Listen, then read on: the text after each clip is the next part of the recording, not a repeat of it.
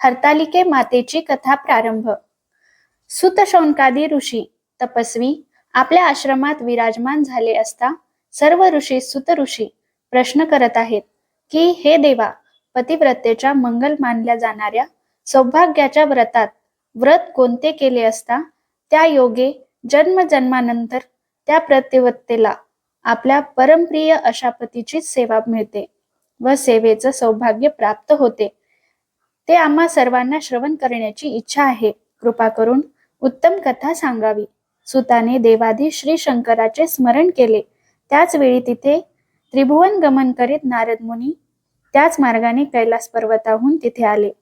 त्यांचे सर्वांनी स्वागत व पूजा केली. तेव्हा त्यांना सर्वांनी याविषयी विचारले असता नारद म्हणाले, धन्य तुमचे भाग्य की आता ही कथा भगवान शंकराने पार्वती मातेला माझ्या समोर कथन केली. ती कथा अखंड सौभाग्य वैभव व पतिव्रतेला महान स्थान प्राप्त करून देते अशी दिगंबराच्या स्वमुखाने ऐकली. ती आता सुत शौनकादी मुनींनो, तुम्ही शांत चित्ताने ऐका. एके दिवशी पार्वती कैलास पर्वतावर बसली होती.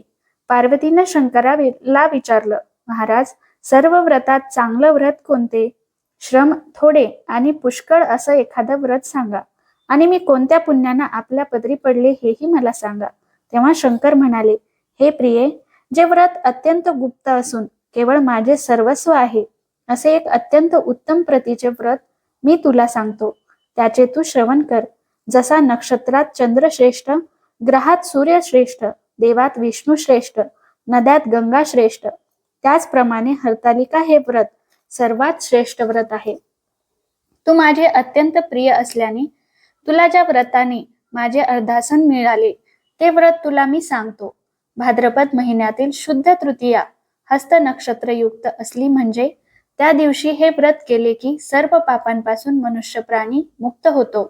ही पूजा सर्व सुवासिनींनी तशी कुमारिकांनी सुद्धा करण्याची असते.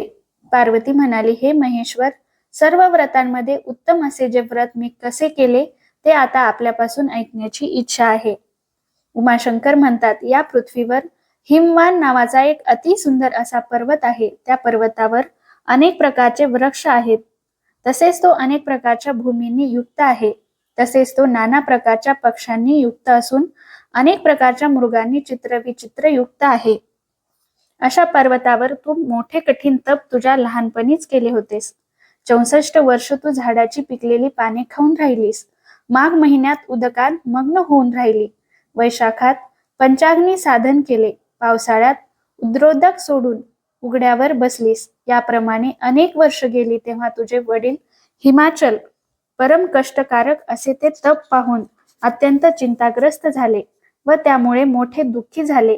आता आपली ही सुंदर कोमल कन्या कोणाला देऊ अशी काळजी करू लागले. इतक्यात तिथे नारद मुनी आले. हिमालयानं त्याची पूजा केली व येण्याचे कारण विचारले. तेव्हा नारद म्हणाले, हे हिमराजा, मी आज इथे का आलो ते आता मी तुला सांगतो. मला इथे भगवान विष्णूने इथे पाठवले आहे, कारण की योग्य पुरुषाला योग्य वस्तू द्यावी. तेव्हा स्त्रियात रत्नभूत जी तुझी कन्या आहे ती तू योग्य पुरुषाला द्यावी. ब्रह्म, शिव इत्यादी देवांमध्ये विष्णू सारखे कोणीच नाही. याकरिता तुझी ही सुंदर कन्या त्यांना द्यावी. त्यांनीच मला तुझ्याकडे मागणी करण्यास पाठविले आहे, म्हणून मी इथं आलो आहे. हिमालयाला मोठा आनंद झाला. त्यांनी ही गोष्ट कबूल केली. नारद लगेच तिथून गुप्त झाले आणि शंकर चक्रादी विराजित असे भगवान विष्णू जवळ गेले आणि हात जोडून सांगू लागले, भगवान, मी तुमचे कार्य केले आहे. तुमचा विवाह ठरवून आलो आहे. विष्णूशी संभाषण करून नारद तिथून मार्गस्थ झाले. इकडे हिमाचल अत्यंत आनंदाने आपल्या मुलीला म्हणाला, मुली, तुला विष्णूला द्यावी असा मी निर्णय घेतला आहे. हिमाचलाने बोलणे ऐकून तू रागावलीस आणि अत्यंत दुःखित होऊन ती जमिनीवर अंग टाकून विलाप करू लागली. तेव्हा तुझी सखी म्हणाली, हे देवा, तू अशी दुःखी का झाली आहेस ते मला सांग. तुझ्या मनात जे इष्ट असेल ते मी तुला साधून देईल.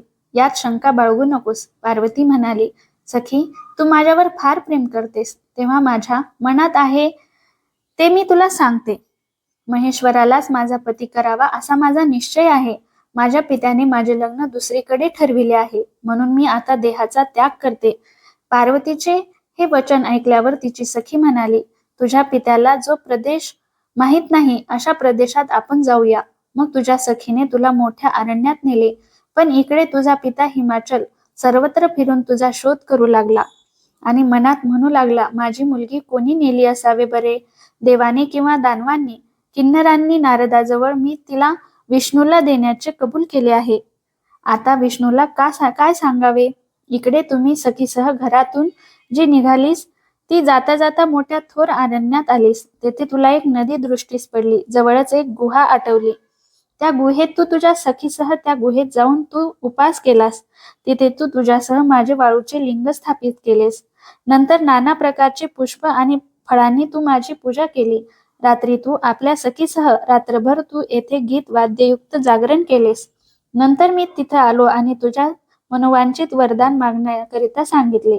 तेव्हा तू म्हणालीस, तुम्ही माझे पती व्हावे याशिवाय माझी दुसरी कोणती इच्छा नाही.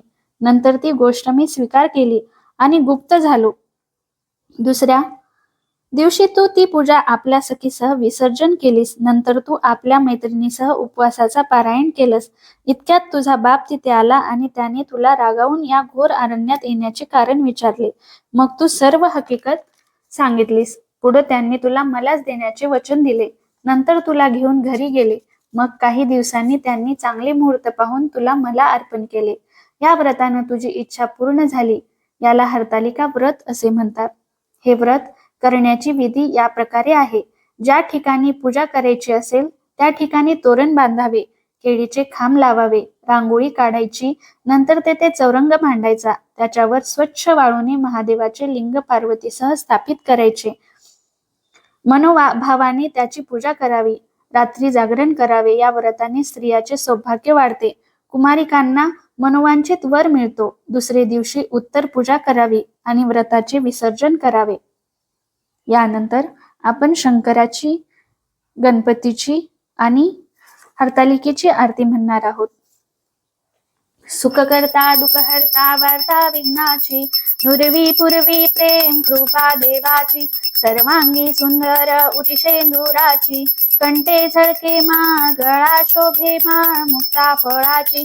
जय देव जय देव जय मंगल मूर्ती, दर्शन मात्रे माने सोने मात्रे माने कामना पूर्ती. जय देव जय देव रत्न खचित हरा तुझ गौरी कुमरा, चंदनाची उटी कुमकुमकेश्वरा, हिरे जरित मुकुट शोभतो बरा, रुंझुन ते नुपुरे चरणी घागरिया.